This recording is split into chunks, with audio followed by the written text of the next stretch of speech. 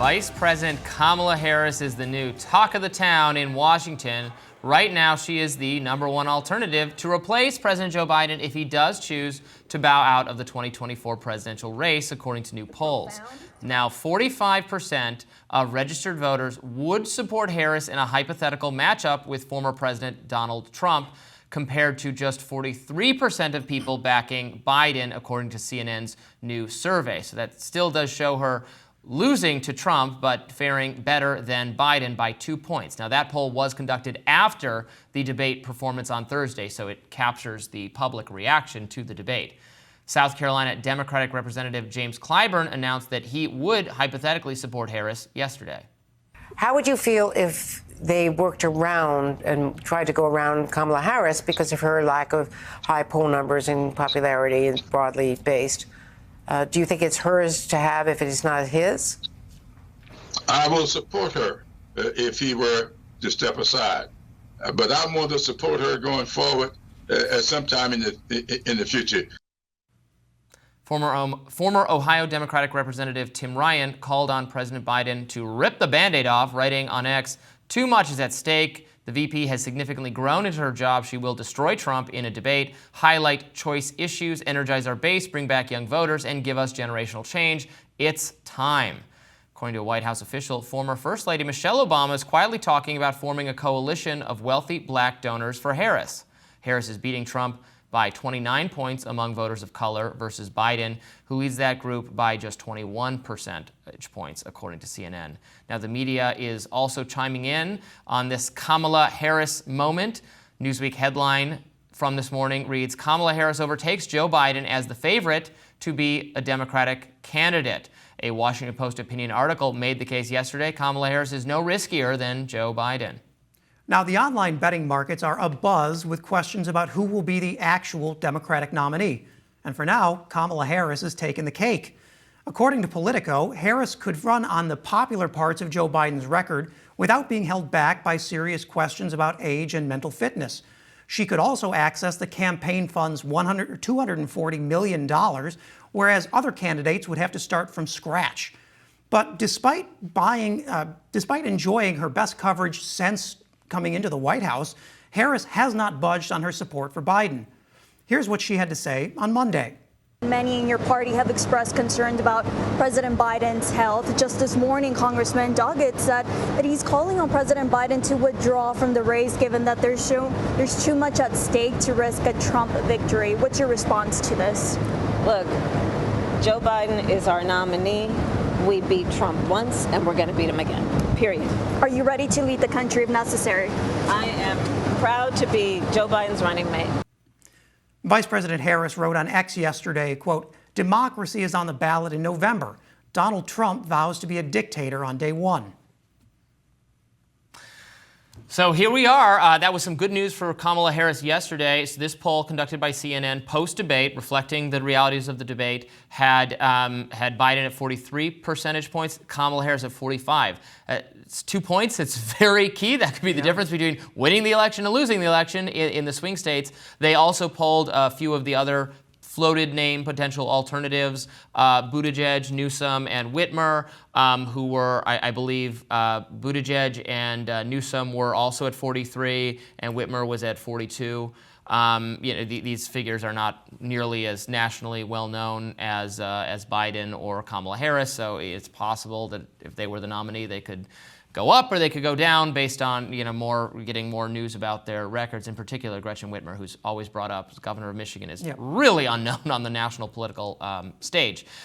So this was a boon, a feather in the cap of Kamala Harris if people are going to make the argument that she would be a better alternative. For most of the Biden presidency, she polled worse than Biden. There was no reason for him to step aside when his most obvious successor was not as popular as he was. That calculus had started to change even before the debate. I had seen polls showing that she was now more popular than Biden.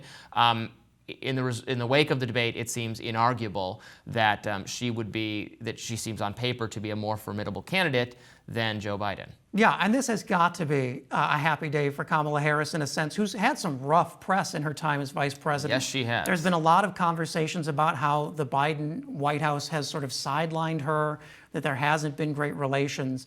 And while I appreciate her commitment to fighting the general election fight against Donald Trump, there is certainly an element here that is engaged in talking to senior Democratic leaders about this, sounding out a possibility.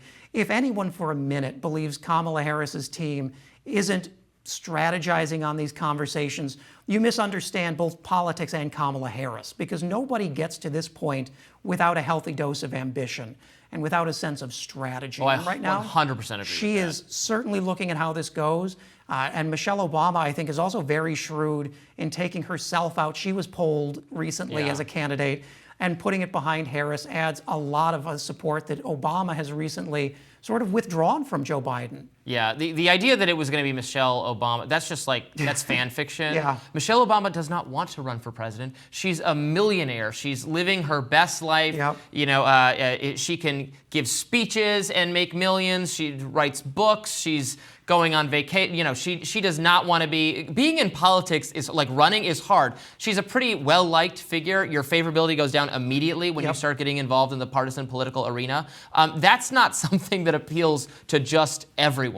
She already has a lot of wealth and authority and is doing the things she wants. So that was always going to be some kind of fantasy. I 100% agree with Kamala Harris wants to be president. She absolutely wants to be president. And she has a chance that she will be president at some point. In recent history, most vice presidents have gone on to seek the presidency in their own right, and a fair number of them have been elected. Joe Biden is himself a former vice president. George H.W. Bush was a former vice president. Al Gore sought the presidency. Them seeking the presidency is the norm, and them getting that at a decent number of the time is also a norm. So she is paying attention in this moment. Of course, she's saying what she's saying on TV. For her to, she has no incentive to be appearing to be sabotaging or turning on Biden. She will stick by him up until the point where he's out, and then it will be hers. But the idea that she would be passed over at this point is, I think, very unlikely. If he were to step aside. Of course, you know, previously there's, again, people like Newsom or Mayor Pete or some of the cast of characters who ran last time have been suggested as alternatives because she is not so overwhelmingly popular in her own right, and she has gotten so much bad press. But passing her over was always going to be nasty business. Not, I think, because she actually has this really deep reservoir of robust, genuine grassroots support in a way that, for instance, like Bernie Sanders actually has. But because I think her allies in the media would make the idea of a black woman, the first potential black female president, getting passed over would create a terrible news cycle. I don't think it would matter so much for the actual base of Democratic voters. I don't think they're clamoring for Kamala Harris or else.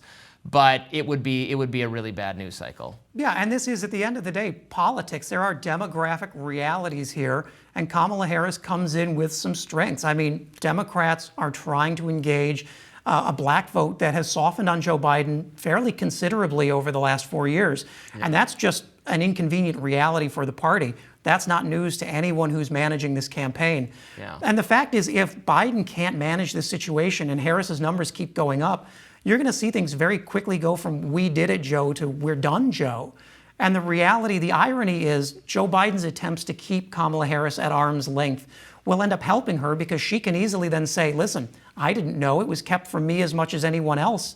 And I have essentially offer a clean slate here for Democrats to run these popular policies without the challenge of having to constantly ask if the presidential candidate knows where they are. Yeah.